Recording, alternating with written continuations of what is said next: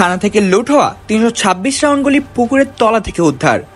5 August Munshiganj সদর থানা থেকে লুট হওয়া 326 রাউন্ড চায়না রাইফেলের গুলি উদ্ধার করেছে মুন্সিগঞ্জ গোয়েন্দা পুলিশ। শনিবার রাত 9টার দিকে টঙ্গিবাড়ি উপজেলার দক্ষিণ পাইকপাড়ার একটি পুকুর থেকে এসব গুলি উদ্ধার করা হয়।